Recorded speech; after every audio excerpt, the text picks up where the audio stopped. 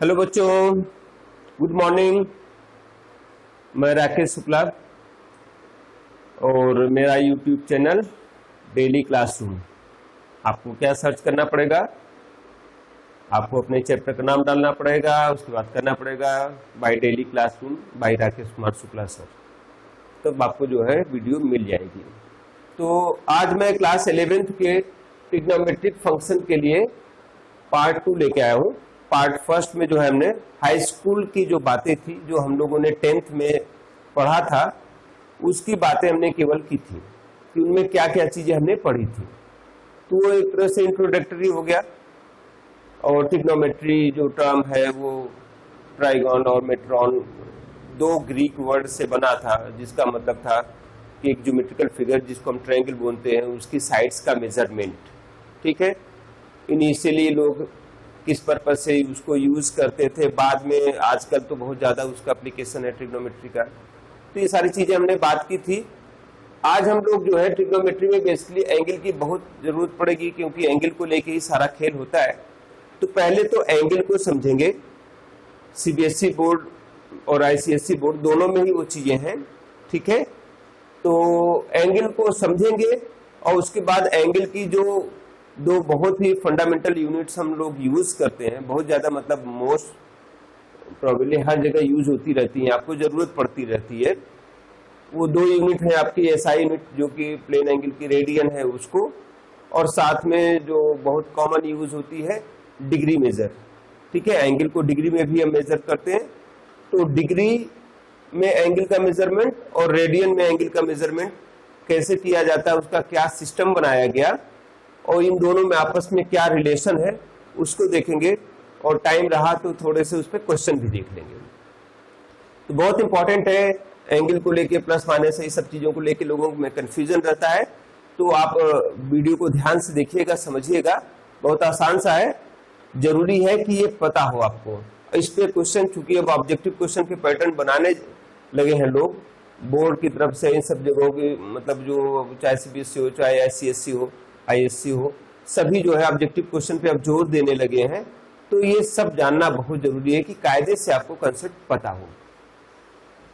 तो चलिए सबसे पहले तो एंगल की बात करेंगे।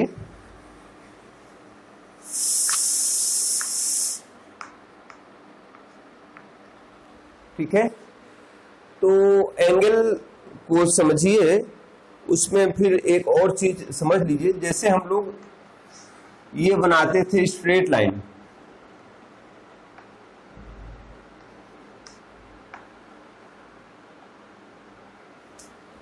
ये हमारी स्ट्रेट लाइन का रिप्रेजेंटेशन था। दोनों तरफ एरो रहते थे। एरो आपको ये बताते हैं कि ये रुक नहीं रही है, इन्फिनिटी तक एक्सटेंडेड है। दोनों साइड में दोनों तरफ एरो है, मतलब दोनों तरफ इन्फिनिटी तक एक्सटेंडेड है। आपको पता है लाइन में जो है एक ही डायमेंशन होता है, लेंथ वाला। ठीक है, तो ये इन्फिनिटी तक एक्सटेंड, मतलब लाइन डेफिनेट लेंथ की नहीं होती है, इनडेफिनेट लेंथ की होती है। हम लोग जो लाइन लेते हैं कि नहीं हम तो 3 सेंटीमीटर की लाइन लिए, तो हम लोग बोलते गलत है। दरअसल वो लाइन सेगमेंट होता है, जो कि लाइन का एक पार्ट होता है। लाइन पे कोई भी 2 पॉइंट ले लीजिए और उसकी लेंथ को मेजर कर लीजिए, तो वो लाइन सेगमेंट की लेंथ हो जाती है। और लाइन को हम लोग ऐसे रिप्रेजेंट करते हैं, जैसे ये 2 पॉइंट हमने ले लिए और दोनों ऐसे ऊपर लाइन का सिंबल बना दिए, तो ये हो गया लाइन ए बी का रिप्रेजेंटेशन। या केवल स्मॉल अल्फाबेट से, मान लो ये लाइन एल है, हम ए बी न दिखाएं, केवल स्मॉल एल से, स्मॉल एम से, ऐसे भी दिखा सकते हैं।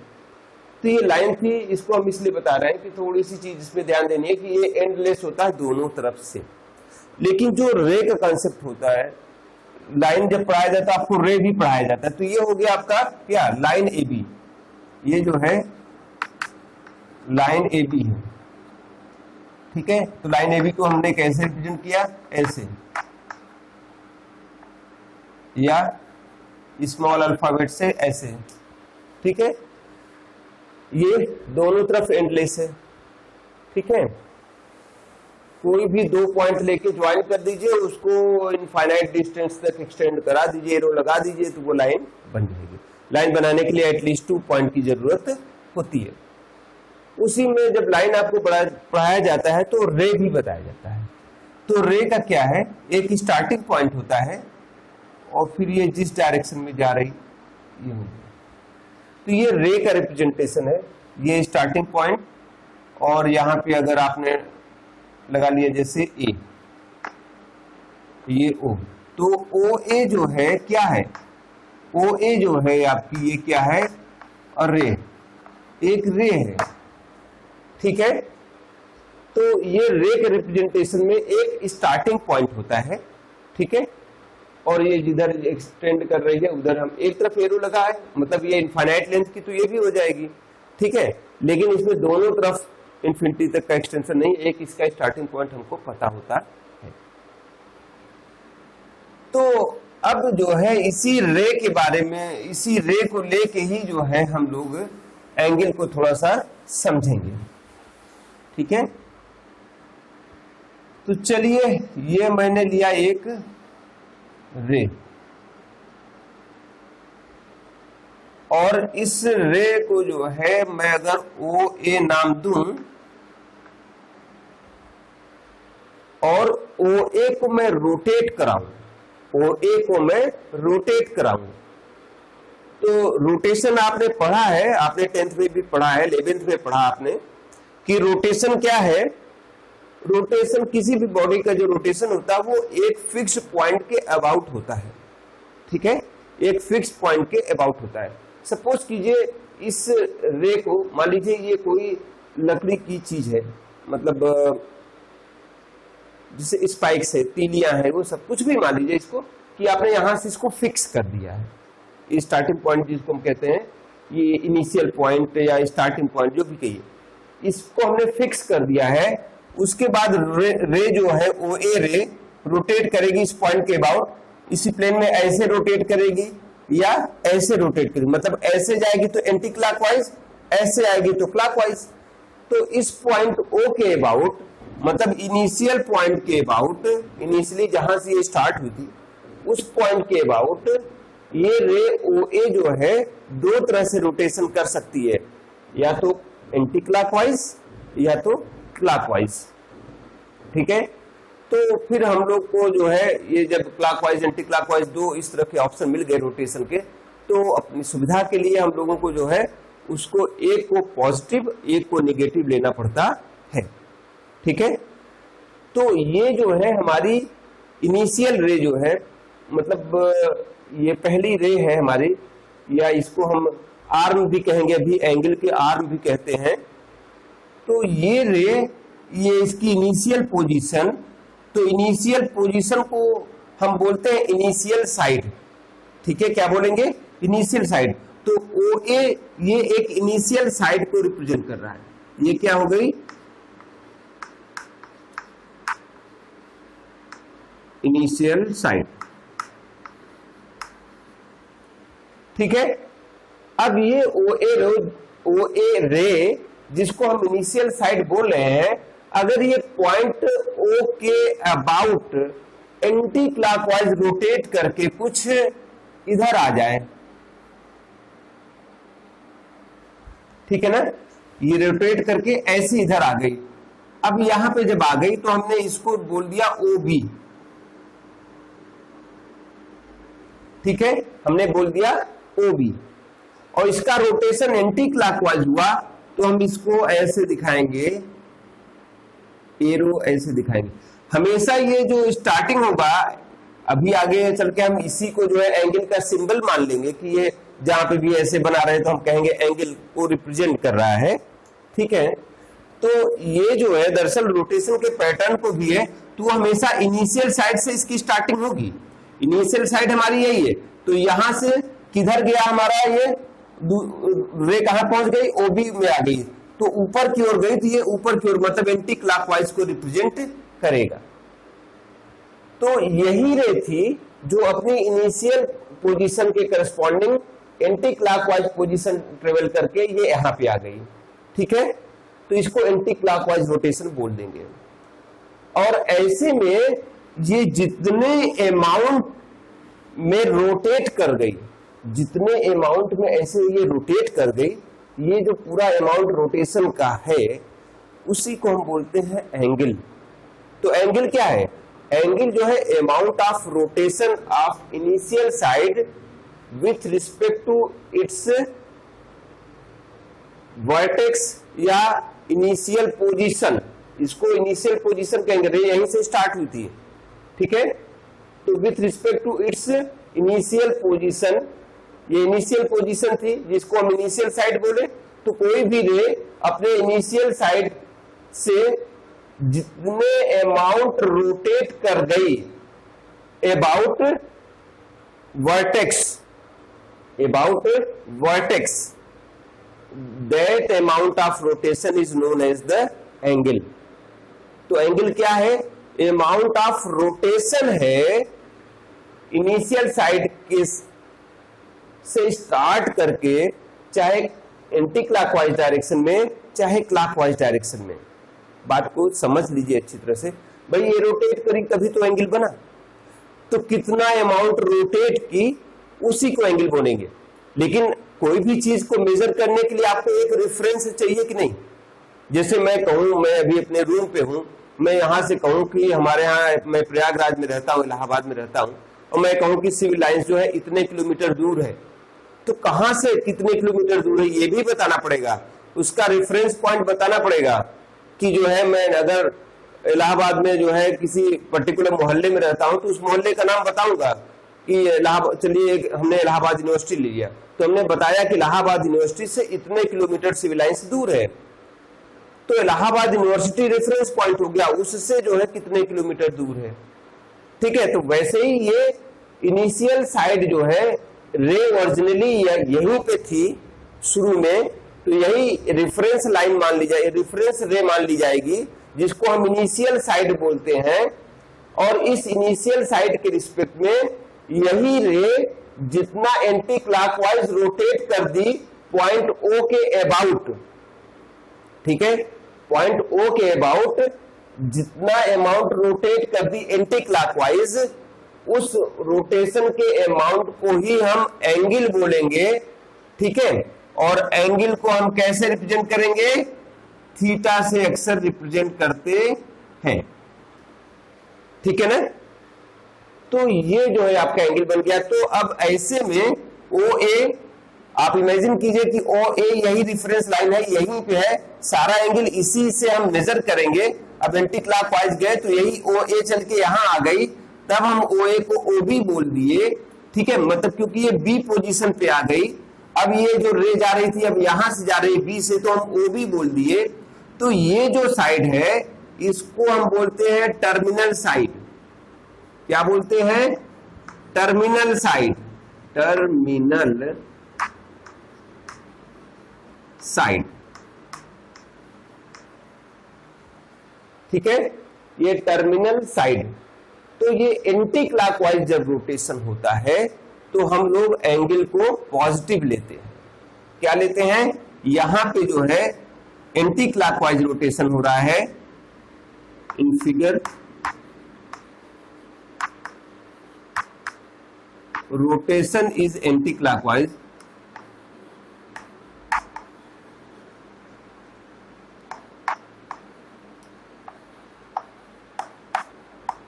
एंटी क्लॉक वाइज, WISE है वाइज,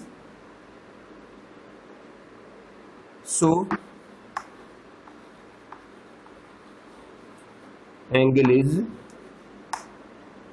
पॉजिटिव। तो एंटी क्लॉकवाइज अगर हमारी इनिशियल साइड रोटेट करती है और अपने किसी पोजीशन में एंटी क्लॉकवाइज रोटेट करके पहुंचती है, तो हम उस रे को फिर टर्मिनल साइड बोल देंगे, ठीक है।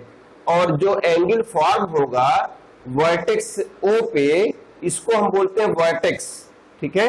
ये क्या चीज है?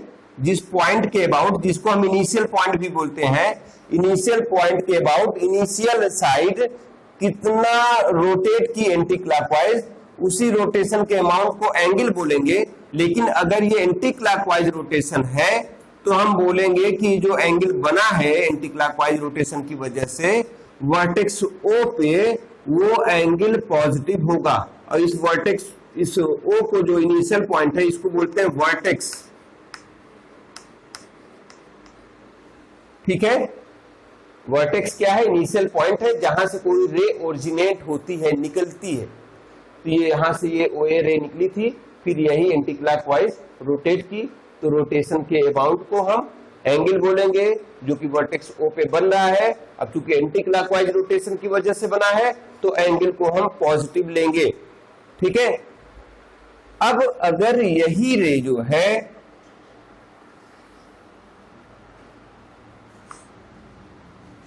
ये आपका जो है इनिशियल पॉइंट ही है ओ, और ये ए था, ये इनिशियल साइड कही जाएगी, आपको आपने बताया इनिशियल साइड,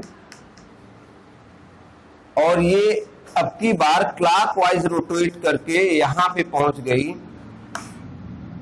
अब हम इसको बोलेंगे बी, ओ बी हो गया, ये टर्मिनल साइड हो गई, टर्मिनल साइड कही जाती है। अब की बार यहां पे जो रोटेशन हुआ है वो क्लॉकवाइज हुआ है। तो हमने कहा कि जब एंगल का ये जो सिंबल हम बनाएंगे, जब ऐसे होता तो ये एंगल हम ऐसे दिखाते हैं ना, तो ये एंगल हमेशा रेफरेंस लाइन, हमारी जो इनिशियल साइड है, स्टार्ट वहीं से करेंगे। हम ऐसे नहीं करेंगे कि ये टर्मिनल साइड है तो यहां से स्टार्ट करेंगे, ऐसा नहीं करेंगे। अगर यही इनिशियल साइड होती तब तो यहां से करते, लेकिन अभी हमारे डायग्राम में इनिशियल साइड हमारी यही है, तो यहीं से स्टार्ट करेंगे, ऐसे जाएंगे, ठीक है। तो इनिशियल साइड क्या है? ये है। तो यहां पे रखिए अपनी पेन, और हमारी टर्मिनल साइड है जिधर, उधर जाइए। तो यहां से टर्मिनल साइड तो इधर है, अब एरो लगा दीजिए पहुंचने पे। तो ये एरो बताता है कि आप क्लॉकवाइज चल रहे हैं, और इस एंगल को हम लोग निगेटिव लेते हैं, माइनस थीटा लेंगे अगर, ठीक है, माइनस लेंगे। तो यहां पे रोटेशन कैसा हो रहा है? यहां पे रोटेशन हुआ है क्लॉकवाइज, क्लॉकवाइज रोटेशन है। तो एंगल क्या होगा? एंगल होगा निगेटिव, ठीक है ना।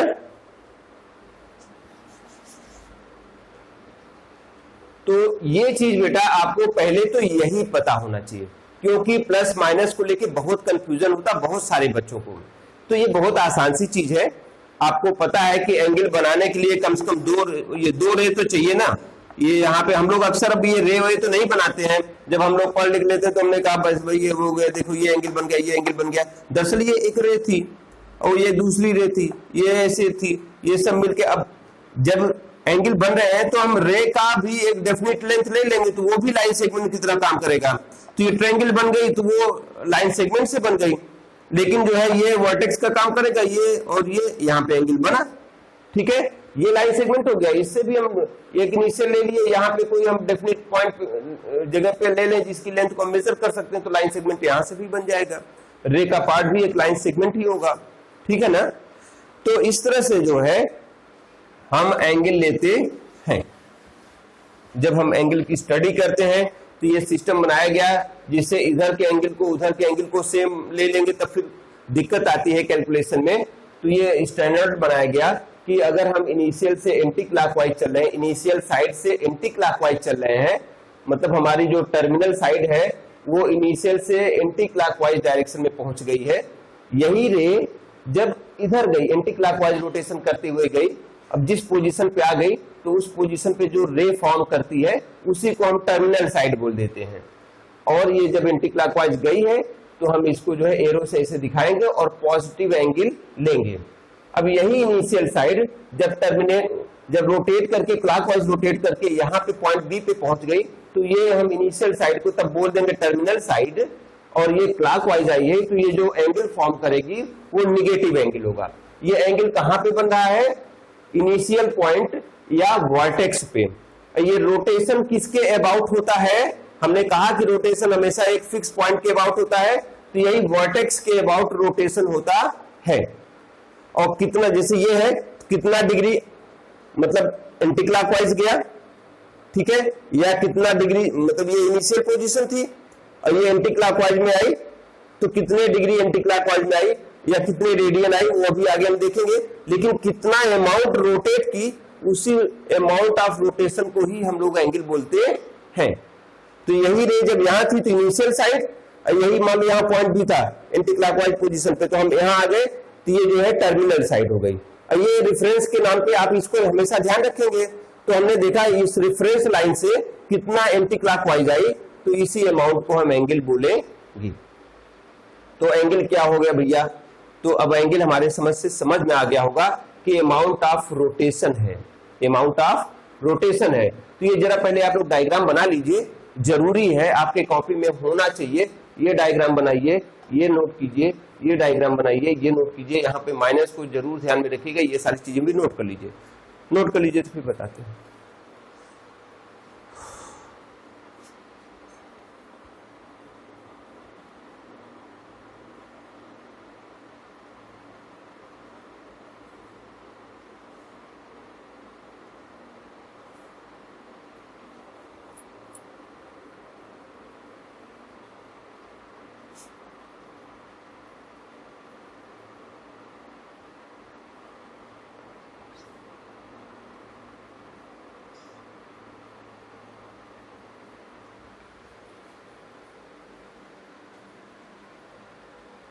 नोट हो गया, ठीक है। तो एंगल की अगर डेफिनेशन भी लिखना चाहें तो आप लोग लिख लीजिए।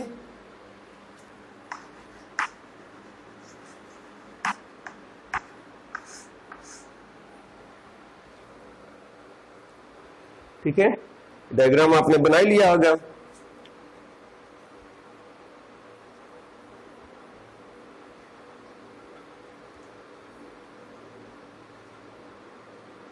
लिख दे,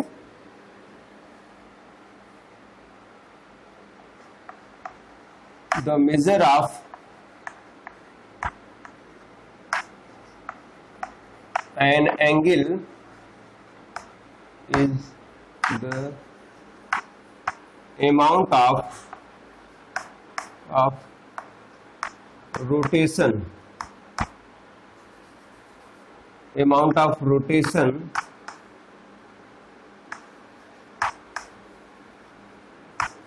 ठीक है, amount of rotation from initial side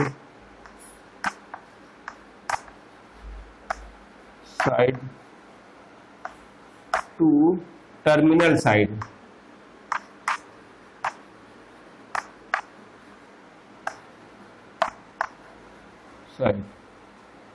ठीक है।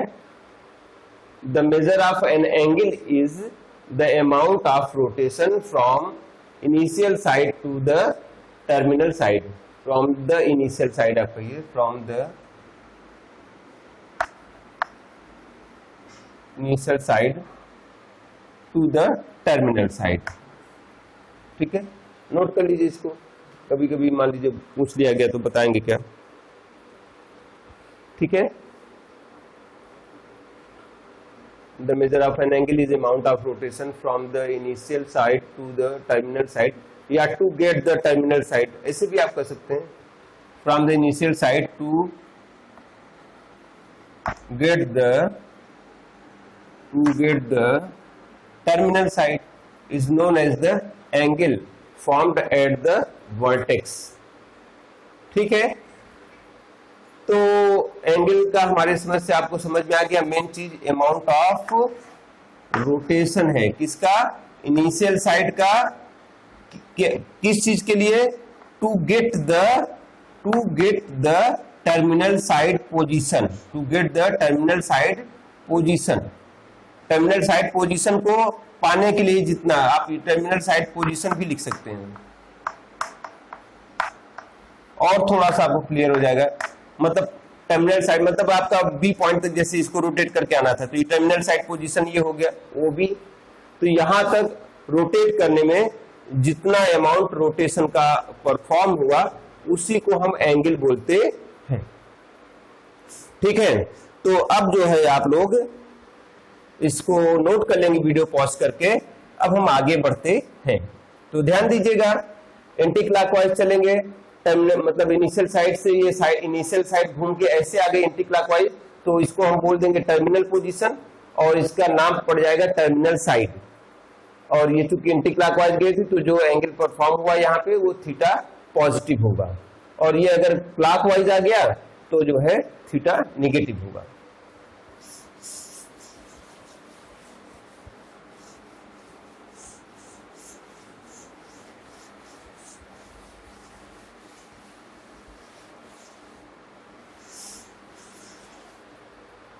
चलिए जो है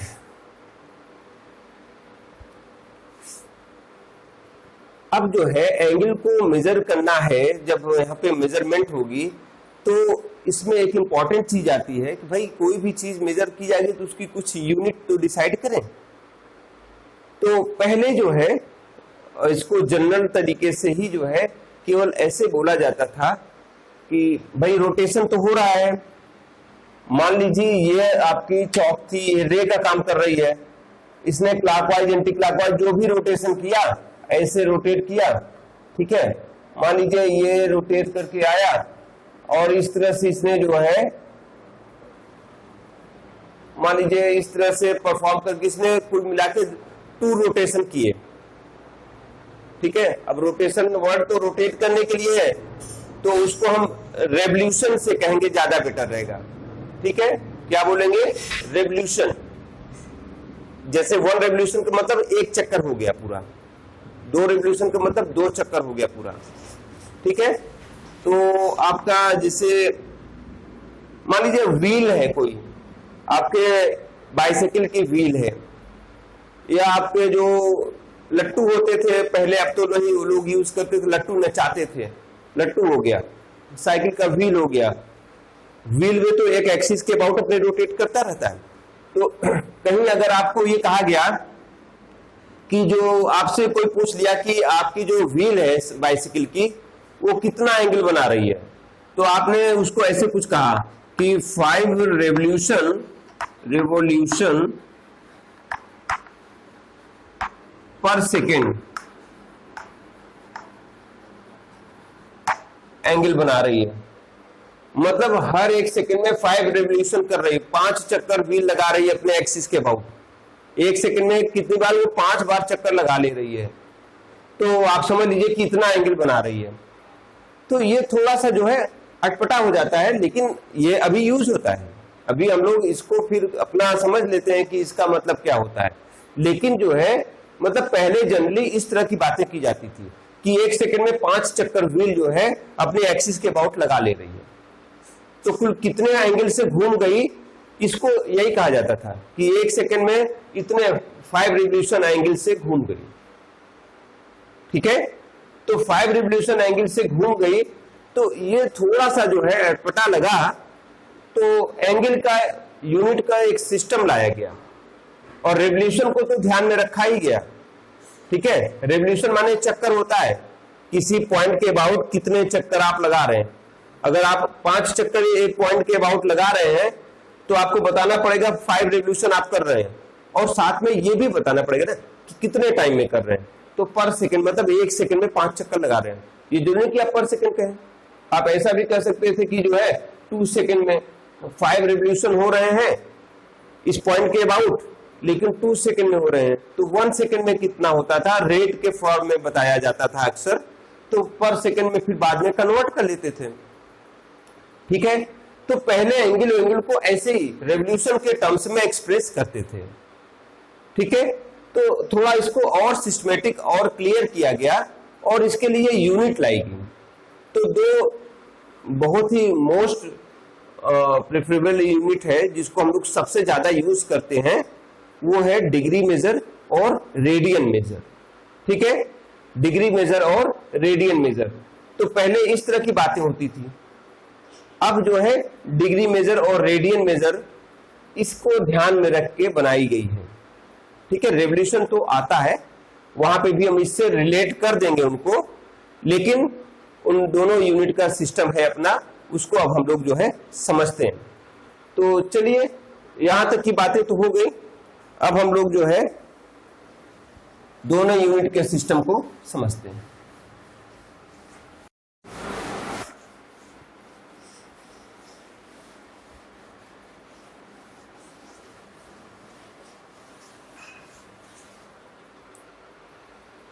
चलिए अब जो है थोड़ी सी बात को और समझ लेते हैं।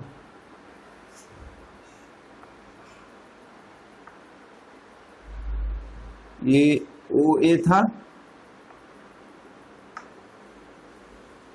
ठीक है, और ये जो इनिशियल साइड है ये रोटेट करते करते करते, मान लीजिए ये थी इनिशियल साइड, ये ऐसे ही थी, यही OA थी, ये एंटी क्लॉकवाइज रोटेट करते करते करते करते करते करते करते पूरा 1 रेवोल्यूशन कंप्लीट करके फिर यहीं आ गई, फिर ऐसे ही हो गई। तो टर्मिनल साइड, मतलब जब ये रोटेट करेगी तो ये टर्मिनल साइड कहलाएगी।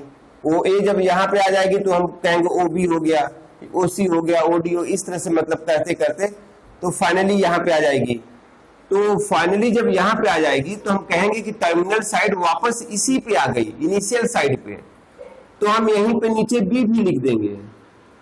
तो A और B दोनों यहीं पे लिखा हुआ है, तो इसका मतलब कि जो है इनिशियल साइड रोटेट करके, अब वो कैसे रोटेट की, क्लॉकवाइज की एंटी क्लॉकवाइज, तो यहाँ पे मैंने जो है एंटी क्लॉकवाइज रोटेशन भी लिया है, ये कुछ इस तरह से, ये देखिए एरो लगा हुआ है, ये O तो इस पॉइंट को रिप्रेजेंट कर रहा है, ये रोटेट करके, ये जो इनिशियल साइड थी वो रोटेट करके एंटी क्लॉकवाइज ऐसे आ, क्योंकि जो एरो बता रहा है वो बता रहा है कि हमें तो स्टार्ट हमेशा इनिशियल साइड से करना होता है। तो इनिशियल साइड पे हम आ गए, अब हमें एंटी क्लॉकवाइज चलना है तो ऐसे चलेंगे और यहाँ लास्ट में एरो लगा देंगे पहुंच के। तो ये क्या है, एक कंप्लीट रेवोल्यूशन है, कंप्लीट एक चक्कर है, ठीक है ना। तो इसीलिए A को भी दिखाया कि OA यही इनिशियल साइड थी और रोटेशन के बाद यहीं पे टर्मिनल साइड भी आ गई, तो B भी यहीं पे लिख दिया, मतलब A और B दोनों कोइंसाइड कर गए और पूरा एक रेवोल्यूशन कंप्लीट हो गया, ठीक है। तो ये 1 रेवोल्यूशन है, 1 रेवोल्यूशन को रिप्रेजेंट कर रहा है। और ये कैसा है, एंटी क्लॉकवाइज।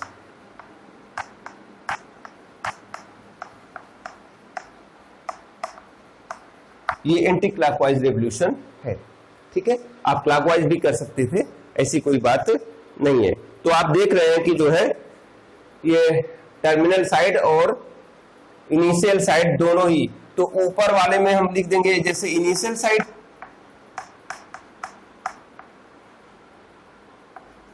ये सारा हम लिख रहे हैं जिससे आपको कोई इस तरह डायग्राम वायग्राम दे दे तो आप समझ लें ये है टर्मिनल साइड,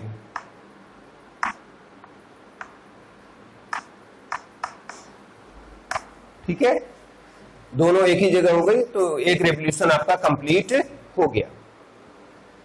तो आइए, जो मोस्ट कॉमनली यूनिट्स यूज होती हैं, तो 2 जो है मोस्ट कॉमनली यूज्ड यूनिट है, ठीक है। तो हम लोग उसको जो है देख लेते हैं। 2 most commonly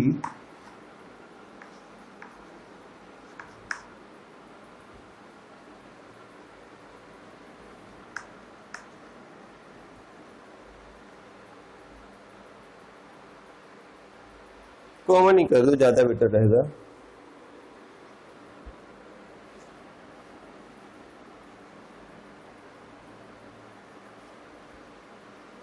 units of angle, इसमें से पहला जो है आपका है डिग्री मेजर,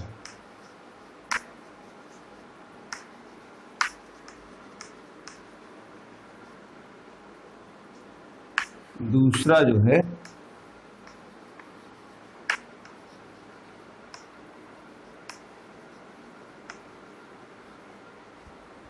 यह है रेडियन मेजर, ठीक है। 2 most common units of angle जो है वो डिग्री मेजर और रेडियन मेजर, ये सबसे ज्यादा हम लोग यूज करते हैं। ज्यादा बड़े एंगल बताना होता था तो हम लोग तो जो है रेवोल्यूशन पर सेकंड के हिसाब से ही बता देते थे। बहुत ज्यादा बड़े एंगल बनाना होता था तो पूरा काउंट करने की जगह हमने बस कह दिया 5 रेवोल्यूशन पर सेकंड हो रहा है या 20 रेवोल्यूशन पर सेकंड हो रहा है, ठीक है। तो वो थोड़ा सा मतलब और फील्ड लाने के लिए, इसको न्यूमेरिकल वैल्यू के साथ एक्सप्रेस करने के लिए ये आपको जो है ये दो सिस्टम है यूनिट्स का जिसको हम लोग यूज करते हैं। ठीक है, तो अब डिग्री मेजर को जो है हम लोग प्लेन एंगल में हम लोग रेडियन को ही जो है एसआई यूनिट कहते हैं एंगल की, ये भी ध्यान रखिएगा। तो ये सिस्टम जो है कैसे बना, ये कैसे काम करता है। दरअसल यहाँ पे मच्छर बहुत काटते हैं तो जगह जगह उड़ते रहते हैं, रूम में पता नहीं कैसे आ गए, परेशान कर देते हैं। तो जो दो मोस्ट कॉमन यूनिट है डिग्री मेजर और रेडियन मेजर, तो ये कैसे सिस्टम बनाया गया इसको अब समझ लेते हैं और इनके बीच का आपस का रिलेशन देख लेते हैं। तो चलिए बेटा पहले हम डिग्री मेजर की बात कर लेते हैं।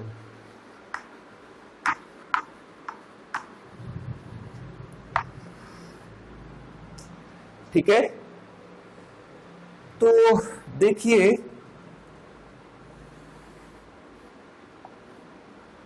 ये आपकी इनिशियल साइड हो गई,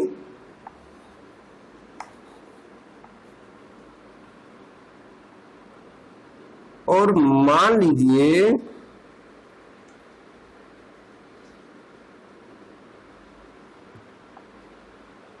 ये वो भी आपकी टर्मिनल साइड है। अब आपको पता है, अभी हम बात जब करते हैं तो आपको बताते हैं, और ये एंटी क्लॉकवाइज अभी घूमा है। ठीक है, तो ये रोटेशन हो रहा है। अब ये चल के मान लो ये टर्मिनल साइड जो है यहाँ पे ये इनिशियल साइड हो गई, ये टर्मिनल साइड, ये टर्मिनल साइड पूरा एक चक्कर लगा सकती थी, इस तरह हो सकता था। अब अगर ये पूरे चक्कर का ध्यान दीजिए, ये डिग्री मेजर की बात कर रहे हैं, अगर ये पूरे एक रेवोल्यूशन का, ठीक है, थोड़ा सा ये पार्ट है, ये रोटेशन स्टार्ट हुआ था, पूरा अगर रोटेशन हो जाता तो उस पूरे रोटेशन का ये एक छोटा सा पार्ट है। बात समझ में आ रही है? और अगर ये छोटा वाला पार्ट पूरे एक रेवोल्यूशन का केवल 1/360th पार्ट है, तो हम कहेंगे ये एंगल 1 डिग्री का है। देखिए फिर से समझ लीजिए, ये आपकी इनिशियल साइड है, इनिशियल साइड, ये आपकी टर्मिनल साइड है।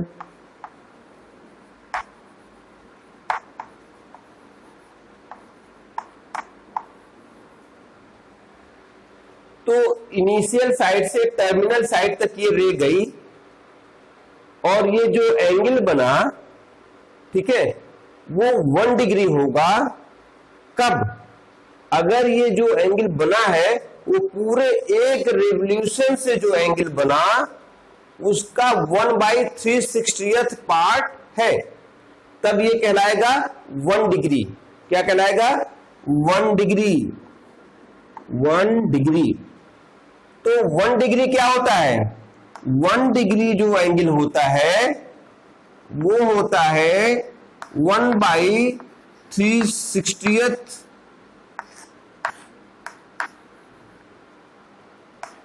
Part of 1 revolution. 1 revolution. 1 degree angle क्या होता है बेटा? थोड़ा सा हौच-पौच हो गया है क्या? मैं इसको थोड़ा नीचे कर दूं।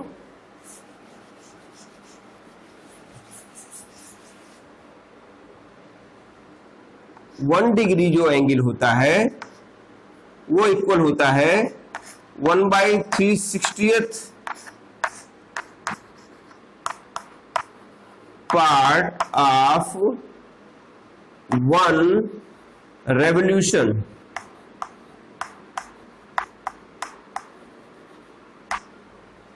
अब 1 रेवोल्यूशन, आप देखिए 1 रेवोल्यूशन माने एक चक्कर, तो एक चक्कर में जो टोटल एंगल बना होगा उसका 1/360th पार्ट ले लीजिए, तब वो जो है 1 डिग्री एंगल होगा। तो आपको ये ध्यान में रखना है, जैसे हम लोग अगर ये 3/5 लिखते हैं ना फ्रैक्शन, तो इसका मतलब क्या होता है, 5 इक्वल पार्ट में से 3 इक्वल पार्ट ले लीजिए। ठीक है, जैसे अगर मैंने लिख दिया चलिए 3/4, मतलब 4 इक्वल पार्ट में से 3 इक्वल पार्ट आप ले लीजिए। तो जैसे यूं समझिए कि आपको छोटी क्लास में से पढ़ाया जाता था, ये स्क्वायर था, अब ये स्क्वायर के आपने 4 इक्वल पार्ट कर दिए। ठीक है, 4 इक्वल पार्ट आपने कर दिए, तो 4 इक्वल पार्ट में से कहा गया कि 3/4 को शेडेड कीजिए। तो 3/4 को शेडेड करने का मतलब ये था कि 4 इक्वल पार्ट में से 3 पार्ट को शेडेड कर दीजिए, क्योंकि आप 3/4 यही कह रहा है कि 4 इक्वल में से 3 पार्ट आपने लिया, तो 3 पार्ट आप शेडेड कर देते थे कोई भी। ये हमने एक शेडेड कर दिया, और एक ये शेडेड कर दिया, और एक ये वाला शेडेड कर दिया। तो शेडेड पार्ट के लिए जो फ्रैक्शन था वो 3/4 था।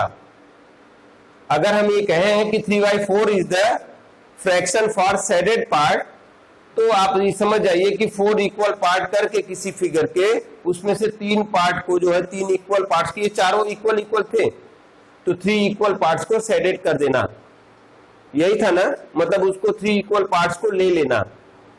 ठीक है, तो वैसे ही यहां पे जो है ये भी एक प्रॉपर फ्रैक्शन है। तो 1/360th पार्ट ऑफ 1 रेवोल्यूशन, तो 1 रेवोल्यूशन, एक रेवोल्यूशन का जो है पार्ट ऑफ अ रेवोल्यूशन भी लिख सकते थे, 1 रेवोल्यूशन मैंने लिख दिया, मतलब एक रेवोल्यूशन का ही है। तो इसका मतलब ही हुआ कि 1 रेवोल्यूशन में दरअसल टोटल, आप यूं समझो, ये आपकी इनिशियल साइड और ये एकदम क्लोज क्लोज बनाते जाओ, ये सभी इक्वल एंगल हैं। ये ऐसे करते करते करते करते करते करते करते जब ये फाइनली यहीं पे आ जाएगा, कोइंसाइड कर जाएगा, टर्मिनल भी यहीं पे आ जाएगी, तो इस तरह ये सभी जो है इक्वल है। और हमने इस तरह करते करते टोटल जो है 360 इक्वल पार्ट कर दिए हैं। कितने इक्वल पार्ट? 360। मतलब एक चक्कर में पूरा अगर आपने ये सर्किल बना दिया, सपोज किया आपने ये कुछ ऐसे सर्किल बना दिया, तो ये सब ऐसे ऐसे ज्वाइन करते जाइए ना, ऐसे ऐसे पूरा एक सर्किल का मतलब एक चक्कर हो गया। तो ये सभी जो है इक्वल इक्वल अगर आपने ये बनाए, तो ये सभी टोटल इस तरह कितने आपने डिवीजन किए? 360। ठीक है, 360 डिवीजन आपने ऐसे कर दिए बेटा। देखिए ये फिगर बन जा रहा है।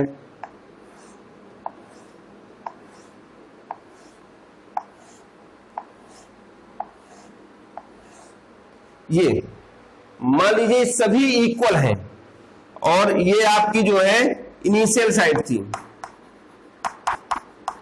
इनिशियल साइड थी, और टर्मिनल साइड भी यही आ जाएगी वापस घूम के, तभी तो बनेगा पूरा 1 रेवोल्यूशन। तो टर्मिनल भी यहीं पे है,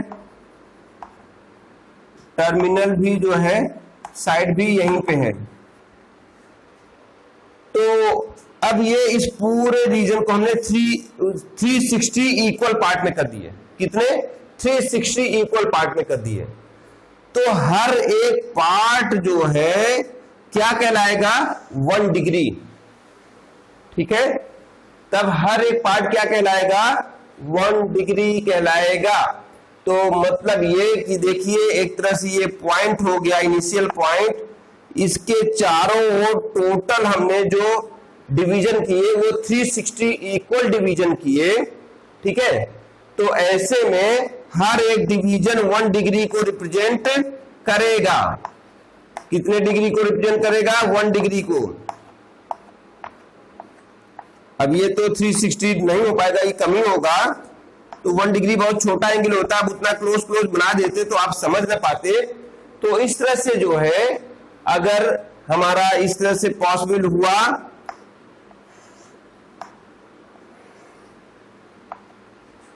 तो ये 360 इक्वल पार्ट अगर हो गए हैं तो हर एक पार्ट 1 डिग्री को रिप्रेजेंट करेगा। तो 1 डिग्री एंगल जो है किसी पॉइंट पे, किसी टर्मिनल साइड के वर्टेक्स पे पूरा 1 रिवोल्यूशन की वजह से जो टोटल एंगल बनता है, ठीक है, अगर वो एंगल 360 इक्वल पार्ट में डिवाइड कर दिया जाए तो हर एक पार्ट को जो है 1 डिग्री बोलेंगे। बात हमारे समझ में आ गई होगी, ठीक है ना। तो इस तरह से जो 1 डिग्री एंगल होता है 1/60th पार्ट ऑफ 1 रेवोल्यूशन होता है, ठीक है। मतलब चक्कर तो अभी भी लगाना पड़ रहा है, तो हमने कहा था कि रिवोल्यूशन का तो हम लोग कंसेप्ट यूज करते रहेंगे, ठीक है, लेकिन डिग्री मेजर कैसे होता है, तो 1 डिग्री का मतलब कि एक रेवोल्यूशन का 1/360th पार्ट जो होगा वो 1 डिग्री एंगल को रिप्रेजेंट करेगा, ठीक है। तो वीडियो पॉज करके एक इस तरह का सुंदर सा डायग्राम बना लीजिएगा और मान लीजिएगा कि ये टोटल 360 इक्वल पार्ट हो गए। समझने के लिए हो सकता है कि जो है इतना तो है नहीं, वो उतना पास बनाएंगे तो आपको डायग्राम में फिर हौस पास हो जाएगा, दिखेगा नहीं, समझ में भी नहीं आएगा। तो ये हमने एक समझाने की कोशिश की है कि पूरे एक रिवोल्यूशन के एंगल को 360 इक्वल पार्ट में डिवाइड कर दीजिए तो हर एक पार्ट 1 डिग्री एंगल को रिप्रेजेंट करेगा, ठीक है ना। और इससे ये भी समझ में आ गया कि जब डिग्री की बात हो गई तो इसका मतलब कि पूरे एक चक्कर को हमने 360 इक्वल पार्ट में डिवाइड किया है तो पूरा पार्ट मिलकर 360 डिग्री हुआ। इसका मतलब कि 1 रिवोल्यूशन में किसी पॉइंट पे जो टोटल एंगल बना देगी, ये टर्मिनल साइड घूमते घूमते पूरा यहाँ पे थी, घूमते घूमते पूरा जब आ गई यहीं पे, तो मतलब इस पोजीशन में, तो इस पोजीशन में जो एंगल बन गया वो 1 रिवोल्यूशन की वजह से टोटल कितना एंगल बन गया, 360 डिग्री, ठीक है ना। क्योंकि ये पूरा रेवोल्यूशन खत्म हुआ है, देखिए पूरा एक चक्कर का है, ये इनिशियल साइड थी, टर्मिनल साइड भी यहीं पे आ गई, तो पूरा 1 रेवोल्यूशन हो गया। तो पूरा 1 रेवोल्यूशन हो गया मतलब ओ पे चारों से तरफ से मिलके टोटल एंगल बन गया। तो टोटल एंगल जो ओ पे बना है, किसी पॉइंट पे बना है, वो 360 डिग्री बनता है, ठीक है। तो अब जो है ये आपको ध्यान में रखना है कि 1 रेवोल्यूशन में पूरा कंप्लीट जो एंगल बनता है किसी पॉइंट पे डिग्री में वो 360 डिग्री होता है और इसके हर एक पार्ट को जो है, हर एक इक्वल पार्ट को, जैसे हम ले लें 360 इक्वल पार्ट किए तो हर एक इक्वल पार्ट को हम कहेंगे 1 डिग्री। तो अब आपको ये समझ में आ गया होगा बेटा, आप इसको नोट कर लें, समझ लें। तो आगे की बात हम जो है नेक्स्ट वीडियो में करेंगे। मेरी दूसरी क्लास है, मुझे जाना पड़ रहा है, तो मैं वीडियो को आगे कंटिन्यू करता। तो अभी आपने 1 डिग्री, ये डिग्री मेजर में 1 डिग्री क्या होता है आपने समझ लिया। अब इसको आप नोट कर लेंगे, अगली वीडियो में जो है हम इसको आगे कंटिन्यू करेंगे और साथ में रेडियन पे चलेंगे, ठीक है। तो ओके, थैंक यू बेटा। आप लोग वीडियो को देखते रहें। वीडियो में हमने कोशिश की है कि आपको समझा सके। अगर वीडियो पसंद आए तो निश्चित रूप से जो है आप इसको अच्छे कमेंट दीजिए। अच्छे कमेंट मतलब अगर आपको पसंद आया तो आप अच्छे कमेंट जरूर दीजिए और अपने फ्रेंड्स को सजेस्ट कीजिए, उनको जो है शेयर कीजिए और जो है हमको थोड़ा इससे हेल्प मिलेगी। मुझे लगेगा कि मैं जो कोशिश कर रहा हूँ वो बच्चों को समझ में आ रहा है, तो फिर हम इसको और अच्छे से जो है आपके सामने ले आएंगे और आपके लिए फायदेमंद रहेगा। आपको कंपटीशन में भी जाना, कहीं पे भी जाना है, कोई चीज का जब आपको बेसिक पता है तो उसके अच्छे क्वेश्चन आप अच्छे से बना सकते हैं। आप देखिएगा जब ये सब चीजें मैं कंप्लीट कर दूंगा तो उसमें हम आपको अच्छे क्वेश्चन भी कराएंगे, तो आपको तब समझ में आएगा कि कंसेप्ट पता होने से चीजें जो है बहुत अच्छी होती हैं। तो बेटा आप इसको देखें, समझें और अपने कॉपी में नोट जरूर कर लें, क्योंकि जरूरी होता है कि आप नोट करें इसको। फिर हम जो है अगले वीडियो में आपको जो है इसको कंटिन्यू करते हुए रेडियन की तरफ चलेंगे। ओके, थैंक यू बेटा।